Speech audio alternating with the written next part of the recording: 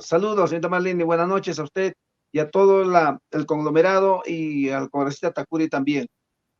Bueno, nosotros asumimos con mucho optimismo este tema de la creación de universidades, pero también al mismo tiempo con absoluta responsabilidad. O sea, la creación de las universidades es un tema independiente de la calidad. ¿Va asociado directamente? Sí, claro que sí. No puede funcionar una universidad si no se garantizan las condiciones básicas mínimas de calidad.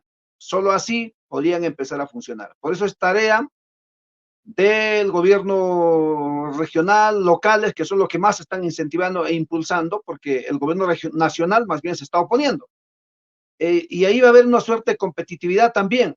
Y ahora ellos, los que representan en este caso a las autoridades locales, son los padres del pueblo, este, necesitan un marco legal, y ya sea con las leyes declarativas o las leyes ya de creación, tienen el marco legal para gestionar proyectos de inversión. En este caso, empezarán por la infraestructura, la institucionalidad y luego la docencia. O sea, tiene que haber las condiciones básicas para que finalmente se autorice la admisión en las carreras o escuelas profesionales que correspondan. Esto no va a ser de la noche a la mañana, nosotros somos conscientes de eso. Pero sí este Congreso, pues se ha convertido en el Congreso de las Universidades. Es una frase mía que la estamos acuñando y agradezco a todos los congresistas que se hayan sumado a eso también.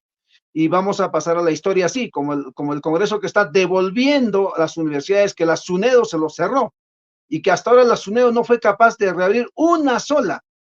Y lo que han hecho más bien es que el sector privado pues suban las pensiones, solo los que tienen plata pueden estudiar, los hijos de los campesinos, ambulantes, triciclistas, no pueden ser universitarios, que sean solo de mando medio nada más. Entonces no puede ser. Entonces, esa es la perspectiva en la que estamos trabajando, repito, si bien con vehemencia, con firmeza, pero también con responsabilidad, porque así tiene que ser. No se puede engañar a la población dándole una universidad que finalmente no tenga condiciones.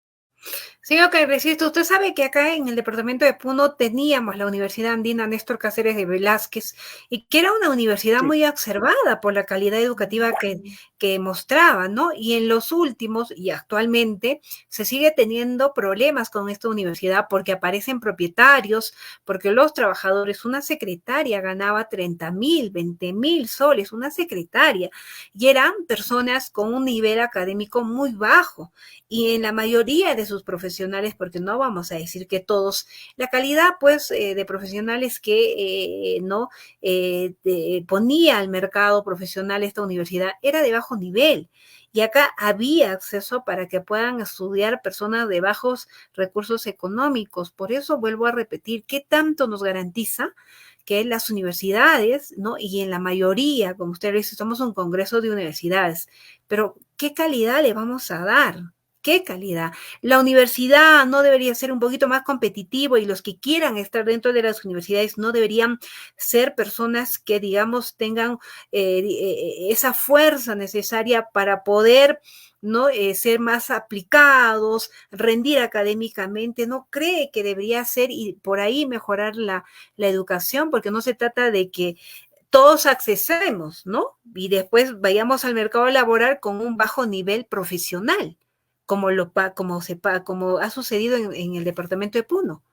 La Universidad San Carlos de igual manera, otra universidad privada que lo único que ha hecho es sacar profesionales al mercado, pero no sacar profesionales de calidad, sino en cantidad. Por eso, ¿qué nos asegura que realmente el tener más universidades podamos tener mejores profesionales de calidad? Porque, ojo, estamos hablando que también se va a requerir tener docentes de alta calidad, que ahora ya no se ve. La misma Universidad Nacional de Altiplano se ha vuelto una universidad muy politizada, ¿no? Donde más se habla de política, donde más se está peleando cómo se elige al rector, cómo se elige la asamblea universitaria, cómo se elige el congreso de esto y todo, digamos, la dirigencia que está dentro de la universidad, y ya poco se habla de calidad académica. De acuerdo con usted respecto al ejemplo que ha puesto, o sea, es nuestra realidad en el caso de la región Puno, la Universidad Andina. Yo para no usar una palabra fuerte, quiero decir que pues esta realidad de la Universidad Andina es muy triste, muy triste, y a dónde lo han llevado quienes lo han conducido o lo siguen conduciendo. Es una pena lo que ha pasado y los perjudicados es una ciudadanía, los jóvenes. Pero esta universidad asociativa, pues nunca tuvo ni siquiera las condiciones mínimas de calidad. Por lo tanto, por eso no licenció. Por lo tanto, la Universidad Andina debe ser una lección aprendida. Y por eso, creando estas nuevas universidades, no se pueden cometer los mismos errores. Yo soy autor de varias de las leyes de creación. Seré el primero en fiscalizar y no permitir que una universidad así arbitrariamente pueda empezar a funcionar. Tiene que garantizarse las condiciones básicas de calidad. En eso estoy de acuerdo y creo que todos estamos de acuerdo en ese sentido. Por lo tanto, yo creo que más bien hay que fortalecer esta idea de devolverle a las universidades que les quitaron en este país, a los jóvenes, a la población, y también fortalecerles a nivel de implementarlos mejor, darles una mejor docencia, una mejor institucionalidad, incorporar tecnología, que no lo tienen muchos, y generar carreras más contextualizadas, más acordes a las necesidades de este mundo actual. Entonces, con eso estoy de acuerdo. Por eso yo no incurro en emotivamente decir que estamos creando universidades aquí y allá. No es tanto así. Además, soy consciente, como usted sabe, la UNAG, por ejemplo, en Puno, ya creo que son más de una década y recién se está estabilizando. Recién ahora va a tener rector, sigue funcionando con comisión organizadora. Lo propio pasará con muchas de estas universidades, pero alguna vez hay que empezar. Lo bueno es que estas universidades son para la eternidad. En Europa las universidades están celebrando su aniversario 1200. Bueno, por eso, esta generación, a este Congreso, le tocó esto, y para darle acceso a la educación superior a los jóvenes de este país, y será para siempre estas universidades. Muy bien, vamos a cambiar de contexto. Señor congresista Flavio, quisiéramos saber cuál ha sido su labor, digamos, como parlamentario, que ha propuesto, que ha solicitado en bienestar no solamente del departamento de Puno, sino también del país como congresista. A ver, bueno, yo tengo más de 150 proyectos de ley presentados, ya tengo 16 publicados en el peruano, ya están leyes que se están implementando, algunas las tengo en el pleno, en la agenda, otras están en comisiones, algunas con dictámenes ya aprobados, bueno, otras están en camino y otras están obviamente pasivos, ¿no? Hay de todo de estos proyectos de ley. A ver, para no abundar mucho, ya que usted me hacía referencia a Puno, mi primera ley además fue la creación del Parque Científico Tecnológico, que ha sido bien recibida por la Universidad Nacional del Altiplano. Ya están trabajando 6 líneas de investigación, han destinado un terreno de 400 hectáreas en el desvío de la carretera Puno-Juliaca rumbo a Sillustani. Ahí están las 400 hectáreas que le han destinado, y están estimando proyectos de inversión sobre 250 millones, que es lo que podría traer este parque científico tecnológico. Eso para mí es muy gratificante porque yo, antes de ser congresista, durante 10 años he sido docente universitario en la Facultad de Derecho de la UNA Puno, y quiero mucho a mi casa, mi alma mater, y por lo tanto es una contribución al campo académico, científico. Ya cuestión de tiempos y que también las autoridades universitarias se comprometan más. Yo le dije al doctor Paulino, apueste por la ciencia. Empezó bien, pero creo que últimamente ya está en campaña, entonces, bueno, ya no se siente mucho. Por ahí está el marco legal. Uno segundo que a mí me genera mucha satisfacción, porque además de abogado soy profesor, sobre todo profesor, tengo más años trabajando allí, es la ley de la CTS, que ahora a la vista se están beneficiando miles de profesores en el país. Somos 4 autores, eso es bueno siempre aclarar, porque muchos, bueno, se han subido al coche, algunos dicen, hablan, pero somos 4. Mi persona, el congresista Pariona, el congresista Gutiérrez y el congresista Alex Paredes. Somos 4 autores de esta ley de la CTS al 100% de los profesores. Antes se despedían después de 30, 40, 45 años de servicio con 10,000, no pasaba nadie de 15,000 de CTS. Ahora todos están pasando de 100,000 y algunos incluso están superando 150,000 soles de CTS, después de una labor cumplida durante tantos años al servicio del país. Uno tercero, permítame, por favor, porque yo sé que no debo ser prolongado también. Mi persona es autor, conjuntamente con la congresista Adriana Tudela, eso es bueno decirlo también, somos 2 autores, de la ley del teletrabajo. Recuérdese que hasta el año 2022 teníamos la ley del trabajo remoto. Luego, para el 2023, ya no había marco legal. Ya no existía marco legal. ¿Cómo se iba a dinamizar la economía, el mundo laboral, si no teníamos marco legal? Los empleadores no tenían marco legal. No es un tema nuevo para el mundo, pero para el Perú sí. Entonces, nosotros propusimos la ley, la sustentamos, se demoraron un poco en reglamentar y ahorita está implementándose. Así que eso es una contribución al país, me genera mucha satisfacción. Y así, yo voy a hacer una rendición de cuentas, a propósito que en mi partido me han pedido rendición de cuentas de producción legislativa, estoy preparando un material y voy a recorrer provincias, no incluso regiones, para rendir cuentas uno por uno las leyes que hemos producido en este tiempo. En su momento, ojalá tuviéramos un espacio también para socializarlo a través de su medio, señorita Marlene. No, por supuesto que sí, señor congresista. Por otro lado, ¿cómo toman ustedes, los congresistas, y desde la bancada de Perú Libre, que el Congreso en este momento es un Congreso con baja aceptación por parte de la población, ¿no? Y mucho ya se habla en el departamento de Puno que el partido Perú Libre, que empezó, digamos, y ha sido uno de los partidos que ha logrado la mayoría de votos, es por eso que tenemos 5 congresistas, ¿no? Tres. Y 3, perdón, y lamentablemente Teníamos tres, ahora, ahora solo tenemos uno, solo quedo yo.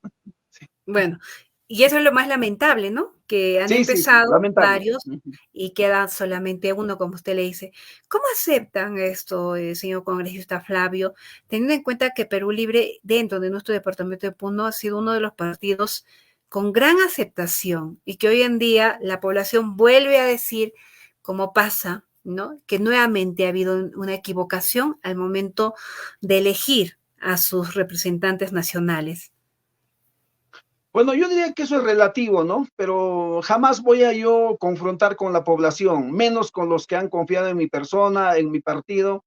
Y al contrario, tengo que tener mucha capacidad de escucha, de reflexión, de crítica, de autocrítica y sobre todo postura de rectificación. Estoy en eso yo soy consciente. Me lo dicen algunos en tonos elevados, otros de manera sutil, de manera respetuosa. La gente te lo dice, tengo que escuchar, lo asimilo. No es el único congreso que está pasando por esta situación. Hay congresos que han pasado por tiempos hasta de guerra, ¿no? Nosotros pasamos por tiempos de pandemia, recuerde usted. Estamos pasando en tiempos de crisis política económica, crisis política social y luego ahorita crisis económica. O sea, un contexto bastante complicado. Pero ahí estamos, ¿no? No podemos soslayar el hecho de que tengamos un reproche popular por las mismas conductas y desempeños, pero la población hace mal, también a veces injusto, a los 130 nos meten en un solo saco. Y yo creo que vale la pena, pues por lo menos una mirada de diferenciar quién es quién, quiénes somos, y ahí estamos. Nosotros somos de un partido de clase popular, y si bien la población puede reprocharnos y censurarnos, también sabe identificar quiénes somos, ¿no? Y ahí estamos, ahí está. La gente siente que es su partido, ¿no? Pudimos haber cometido muchos errores, seguramente, pero hay que rectificarse. El mismo pueblo creo que nos está dando la orientación, el mismo pueblo nos está inventando la plana, y en esa línea tenemos que corregirnos, sobre todo para lo que vengan en siguientes procesos. Muy bien, gracias, señor congresista. Yo doy pase a mi colega Caterín y también a mi colega Juan. De repente tenemos alguna interrogante para el señor congresista. Sí, buenas noches, Claro que sí. Marlene. Buenas noches, congresista. ¿Qué opina usted de Dina Boluarte? ¿Cómo me decía? Vicepresidenta. ¿Qué opina usted de la presidenta ahora, Dina Boluarte, vicepresidenta de la plancha presidencial de Perú Libre? ¿Qué sabor le ha dejado toda esta coyuntura, todos estos cuestionamientos de la señora Boluarte? Para su partido, sobre todo, ¿no? Sí, sí, sí. Un sabor bastante amargo, por supuesto, ¿no? De mucho dolor político, de mucha tristeza, de mucha frustración. La señora ha ido con nosotros en Perú Libre, es verdad. De hecho que Perú Libre es el responsable político de haberla llevado, pero también creo que actuamos bien en su momento al expulsarla, está bien expulsada. Y cuando le tocó asumir esta responsabilidad tras los sucesos del 7 de diciembre del año 2022, en los primeros minutos, horas, se pasó a la otra orilla y hasta la fecha está usurpando el gobierno que ganó Perú Libre y que tuvo esta población que votó justamente por esta propuesta de Perú Libre. Eso es lo lamentable y obviamente a mí no me gusta mucho hablar, yo tengo una postura clara, somos oposición, por eso ya hemos presentado 3 mociones de vacancia, porque finalmente el hecho de que renuncie o la vaquemos significará una victoria popular, no necesariamente de Flavio Cruz o de Perú Libre, significaría una victoria popular y yo estoy seguro que la gente saldría a las plazas a celebrar esa vacancia, ¿no? Entonces, estamos en esa coyuntura. ¿Qué diría o qué dice Vladimir Cerrón sobre este tema? Bueno, gracias por la pregunta. No sé, él está atento a los medios, no tenemos un contacto directo, donde quiera que esté nuestra solidaridad, nuestro saludo, está defendiendo su vida, su libertad. Solíamos estar con él casi cada semana o a veces cada 15 días, permanentemente, pero ya desde el año pasado no estamos con él, lo extrañamos obviamente, hay una orfandad respecto al liderazgo de Vladimir Cerrón, pero ahí está la bancada, ha asumido Waldemar Cerrón, están los miembros del Comité Ejecutivo Nacional, nosotros, y está el ideario del partido. El pensamiento Cerrón está en el ideario del partido, en el programa del partido, y obviamente como Partido Democrático también tenemos posturas críticas al interior del partido. Así que como tal, bueno, eso es Perú Libre en este momento, un partido democrático que tiene cierto una ideología, un programa, pero también tiene pues situaciones internas que es natural que existe en toda organización democrática. Claro, señor congresista, si me permiten. ¿Aceptado participar de esta mesa directiva del Congreso entonces? Liderada por... Hubo una interrupción, creo que con el estimado señor Juan, no lo escuché bien. Catherine, si me pueden dejar hacer una pregunta o un comentario al señor congresista. Ok, adelante. Lo que percibimos nosotros, señor congresista, es de que existe una alianza de Fuerza Popular con Perú Libre y Alianza para el Progreso. Una alianza en la que se han repartido los cargos directivos en la mesa directiva y además hay la percepción ciudadana de que lo que están haciendo ustedes es proteger fundamentalmente al señor Vladimir Cerrón, sobre quien hay algunas denuncias de corrupción mientras fue gobernador de la región Junín. Quisiéramos que nos precise qué de cierto hay de esa alianza de ustedes que se expresa en la conformación de la mesa directiva y se expresa además en que han votado juntos en varios casos. Por ejemplo, para elegir al Tribunal Constitucional, Perú Libre le dio los votos para que sea un tribunal constitucional, básicamente que va a defender a la señora Keiko Fujimori.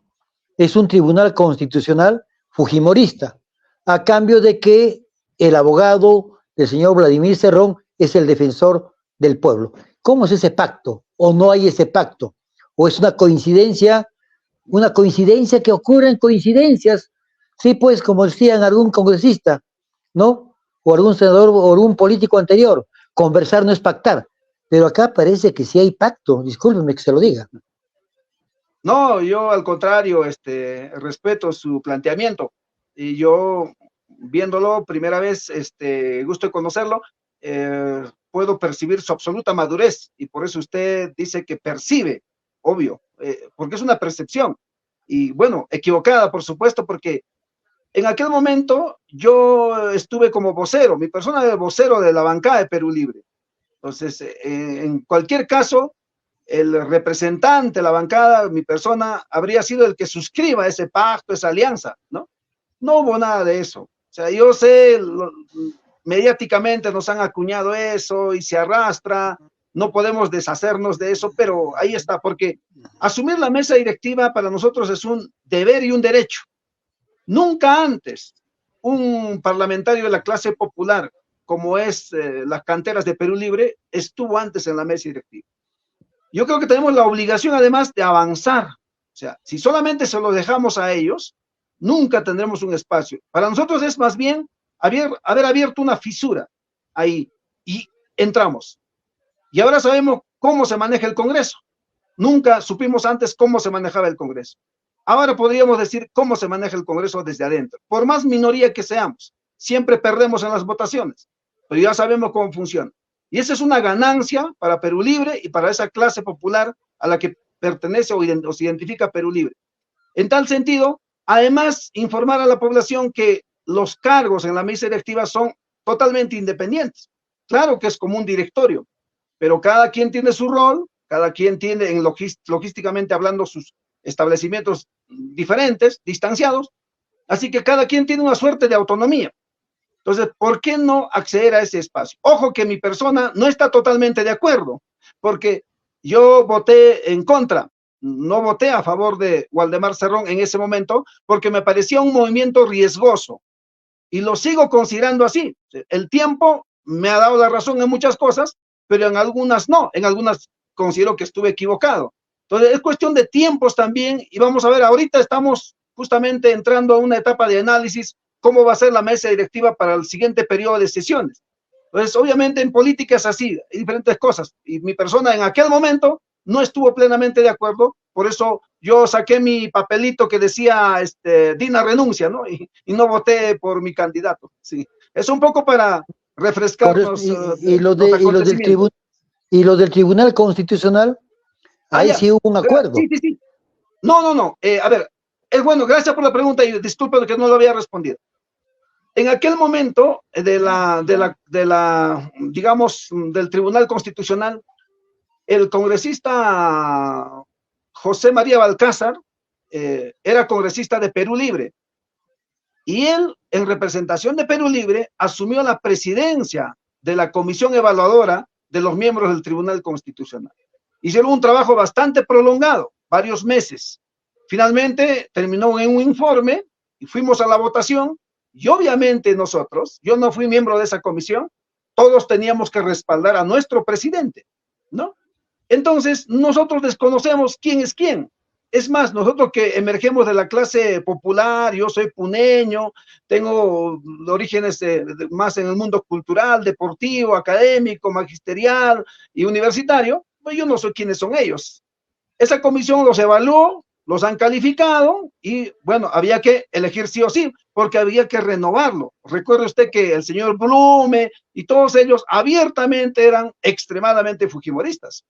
Había que renovar. Yo no sé si este tribunal es tan fujimorista, no lo sé, no me interesa tampoco. Es más fujimorista que el anterior. Es su punto de vista, el mío no es igual. No, pero usted revise la composición. La señora María Elena Ledesma no era fujimorista, y le puedo señalar otros 4 miembros del Tribunal Constitucional que no eran fujimoristas. Y una última observación. Pero eran caviares. allá los enemigos de ustedes son los caviares, pues, igual que para Fuerza Popular y para ustedes, los enemigos son caviares, por lo tanto yo soy enemigo de ustedes porque para ustedes posiblemente yo sea caviar. Y la última observación, señor congresista, la representante de la bancada de Perú Libre, la señora Margot Palacios, ha firmado el pedido a la mesa directiva para que les den ese incremento sustancioso en su representación, en sus gastos por función congresal. Ustedes son congresistas, no deberían ganar un extra por función congresal, porque es su trabajo, la función congresal, pero se lo han obtenido y están con 11,000 soles. Lo ha firmado la representante de su bancada. ¿Ustedes han avalado que esa señora firme ese documento o ha sido iniciativa de ella? Bueno, antes lo otro brevemente quería aclarar, ¿no? Ese es un tema entre ellos, o sea, yo con mucho asombro veo cómo se disputan el poder, se disputan las instituciones, finalmente derecha con derecha, ¿no? Entonces la izquierda está de lejos mirando eso, pero no podemos estar indiferentes. Nosotros desde el sector popular del sur del Perú a la que pertenecemos, más bien ellos podrían ser para nosotros lo que le llamamos los jara, los misti, los yuncos, eso que también en política existe. Nosotros tenemos otra mirada en ese sentido. Respecto al otro tema, sí, nuestra vocera ha reconocido que ha firmado ese documento, porque ella consideró, a partir seguramente del punto de vista que le dieron sus asesores, que era un documento que tenía que ver con la actualización de esos montos económicos y que venía de mucho tiempo atrás y que, bueno, había que suscribirlo porque tenían que agendarlo en la mesa directiva. Eso sí, no puedo negarlo, ¿no? Entonces, yo no mal haría en estar justificando en este momento. La propia vocera lo reconoció. Provecho por el incremento. No lo sé, ¿no? Porque la verdad es que yo no me gusta entrar a ese tema porque públicamente no sé si fuera pertinente estar explicando estos temas económicos, financieros, porque finalmente el Congreso es la piñata, ¿no? Pero si uno hace un análisis comparativo, BCR, FONAFE, SUNAT, SUNEDU, usted mismo hace rato hablaban de rectores, o sea, TC, Tribunal Constitucional, Junta Nacional de Justicia. Si hacemos un análisis comparativo, yo no sé, o sea, quién es quién se lleva más y quién, o sea, pero como el Congreso es la piñata, dale al Congreso, y todos los focos apuntan al Congreso, porque ojo, solo el Congreso, como está pasando en esta coyuntura, es capaz de tocarles la llaga a ellos también. Entonces todo el mundo apunta al Congreso porque hay que debilitar a ese Congreso, hay que tenerlo siempre así en stand-by, hay que amenazarlo con cerrarlo, porque si no, estos nos pueden cambiar las leyes, ¿no? Lo que está pasando últimamente con Servir, por ejemplo, ¿no? Pero de repente, señor Flavio, ya para culminar, de repente el Congreso debería ver justamente estos temas que usted está mencionando, en el caso de las otras entidades, que yo sé que usted se va al lado de que ganan mucho mejor, ¿no? A comparación de los congresistas. Pero bueno, es una labor que también les compete muchísimo a ustedes, ¿no? Por otro lado, señor congresista, ya para cerrar la entrevista, el último fin de semana estuvimos nosotros haciendo un trabajo, ¿no? Juntamente con la ONG Vigilancia Ciudadana, y hablábamos sobre el financiamiento público directo que reciben los partidos políticos a nivel nacional, y dentro de estos pues está Perú Libre, y estábamos observando la cantidad de dinero mensual que recibe, en este caso el líder, que es el señor Cerrón, que a propósito está prófugo. Y hemos observado en un cuadro de análisis que el financiamiento debería ir a un tema de investigación que claramente Perú Libre y otros partidos no asumen, ¿no? ¿Qué hacen en todo caso con este financiamiento que reciben los partidos políticos? Porque usted está dentro del partido y conoce bien también qué actividades manejan. Sí, esa es una muy buena pregunta y le agradezco porque primero aclarar que el doctor Vladimir Cerrón a la fecha no percibe ningún sol de Perú Libre. Creo que fue desde agosto, septiembre del año pasado, ¿no? Cuando se dieron los hechos, le cortaron totalmente, lo que era correcto, ¿no? Ahora, sobre estos fondos, que en el caso de Perú Libre son como 10 millones, nosotros los parlamentarios pedimos una rendición de cuentas, porque nosotros también queríamos saber en qué se están gastando estos dineros. Le hemos exigido hasta 2 o 3 veces al partido, ¿no? Y el partido tuvo a bien rendirnos cuenta. Y a la fecha, no sé en cuánto estamos, pero yo recuerdo que a la fecha que nos rindieron cuenta, que fue más o menos entre enero, febrero, íbamos por 4 millones más o menos, o sea, no habíamos pasado 5 millones. O sea, incluso estábamos demostrando incapacidad de gasto, porque este dinero es en los 5 años, no es que sea, algunos confunden y que estamos recibiendo cada año, no, no es así, es para los 5 años, ¿no? Y es para el funcionamiento institucional. Perú Libre, por ejemplo, tiene local propio en Lima, ¿no? Está en la avenida Brasil 170, en la primera cuadra. Entonces, por ejemplo, Perú Libre tenía un local, una casona, ¿no? Antigua. Ha entrado un proceso de remodelación, han implementado un mobiliario que no teníamos antes, teníamos una sillita simple para reunirnos, por ejemplo, por lo menos ahora hay mínimas condiciones, alguna tecnología para ver, por ejemplo, el tema de las comunicaciones. Las escuelas políticas se están haciendo cada fin de semana, hay escuelas políticas. En Lima, en provincia, se están haciendo. Tiene, como todos los partidos, trabajadores. Tiene tesorero, contador, gerente, seguridad, todo. Todo eso el Estado lo provee. O sea, esa ley, nosotros así la encontramos y en cierto modo podría decirse que Perú Libre se está beneficiando. Esos son los fondos ordinarios. A nosotros nos han rendido cuentas. Como decía hace un momento, los militantes a nosotros también nos piden rendición de cuentas. ¿Qué es ese dinero? Ellos quieren que llegue a provincias. Efectivamente, Perú Libre, por ejemplo, tiene autorizado 1.000 soles mensual para contratar locales a nivel nacional. O sea, los comités pueden alquilar un local y pagar 1.000 soles, por ejemplo, a nivel nacional. En eso se está gastando para darle funcionalidad a los comités. Además de eso, los congresistas aportamos, en el caso de Perú Libre, 5% de nuestra remuneración al partido, ¿no? Eso también es bueno decirlo. Bueno, en un momento salió el escándalo y resulta que otros partidos cobraban más bien el 10% a cada congresista, nosotros 10. Además de eso, los trabajadores, todos aportan al partido. Y ahorita estamos viendo la forma de comprarnos el primer piso de esa casona en Lima, de tal forma que podamos tener un auditorio que no lo tenemos. Entonces, estamos en eso, los recursos se están dando. Yo voy a rendir cuentas, tengo los números, las cifras a mis militantes para que también conozcan, y si puedo ir a la prensa, sería bueno también conocer cómo se utilizan estos dineros.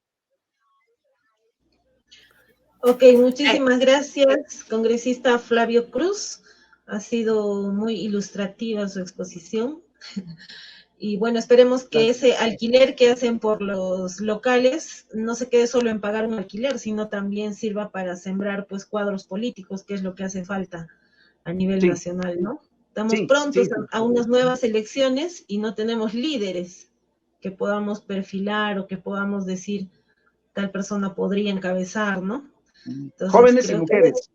Esa es una labor importante que debe jóvenes y mujeres. Si me permite, Perú Libre ha fijado como fecha de afiliación para todos los que quieren ser senadores y diputados hasta el 31 de mayo, es la afiliación al partido. Se están afiliando bastante gente, sobre todo en Lima, y usted sabe que hasta el 12 de julio, si no estás afiliado, olvídate de ser candidato. Entonces, un poco también para la población que conozca. Más bien para el tema del proceso electoral de gobiernos regionales y municipalidades, como sabemos que es el 25 de enero, porque uno tiene que tener un mínimo de 1 año de militancia, entiendo que el partido fijará como fecha entre octubre y noviembre como fecha tope para afiliarse. Eso también, el partido queremos ser abiertos como democráticos, nada de sectarismo ni puertas cerradas, ¿no? Tenemos más de 200,000 militantes, queremos tener más. Ok, con Cherry incluido, entonces cerramos esta mesa de diálogo. Gracias. Muchas gracias por su asistencia, gracias Marlene, gracias profesor Juan Camborda, y bueno, hemos llegado al final de esta mesa de diálogo.